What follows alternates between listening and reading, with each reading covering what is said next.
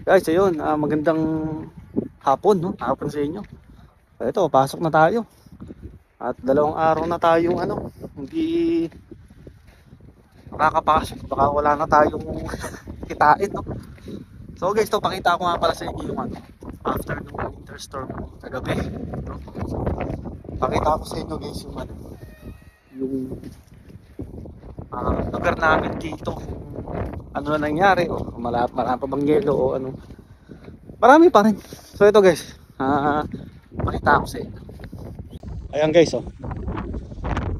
So good thing kasi ito, ano to, pinakot nila to.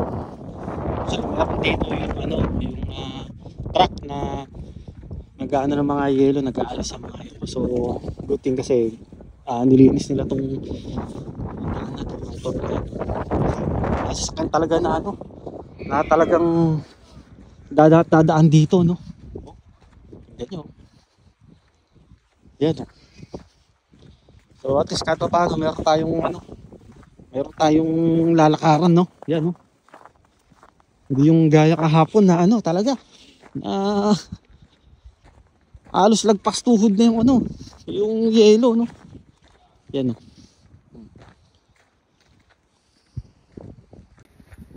So yun, actually kahapon nga nagsarado yung store namin ng lunch kasi nga sobrang ng yelo eh. Tsaka yung mismo guys, yung snow mismo talagang malakas, no? Pero nagbukas din naman dinner. Eh kaso nga lang, di tayo nakakapasok. First time nating makaranas ng ganito. Talaga. Lakas ng hangin. Oh. Kaya sabi ko, hindi na muna ako papasok. Pero ngayon, talaga no choice tayo. Kasi isang araw, di ba, umaksyan tayo. Tapos kahapon, no? Ay baka wala na tayong tain talaga.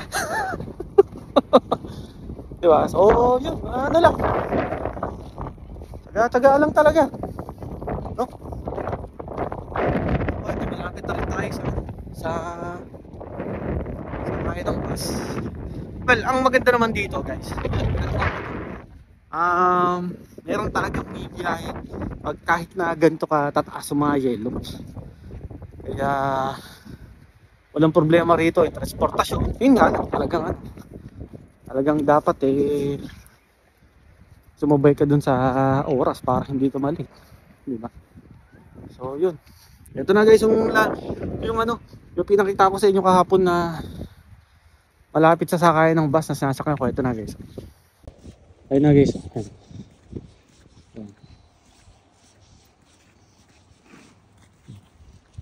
Mayroon pa nagpapala dun, talagang inaano niya ng daan. Ay,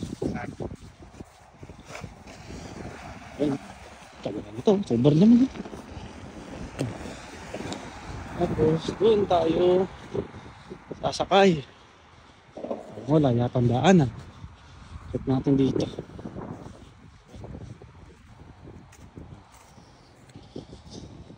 So dito tayo mag-iintay sa bus stop na yan. Sabi yung punong-puno ng yelo. So dito tayo ngayon. Yan. Dito tayo ngayon.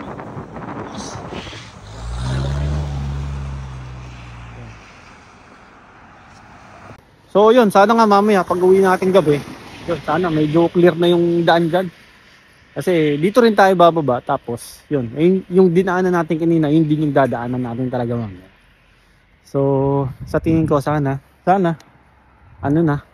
clear na para may malakaran tayo mamaya. Yun. So guys, yun, maraming salamat at ingat kayong lahat. God bless you all.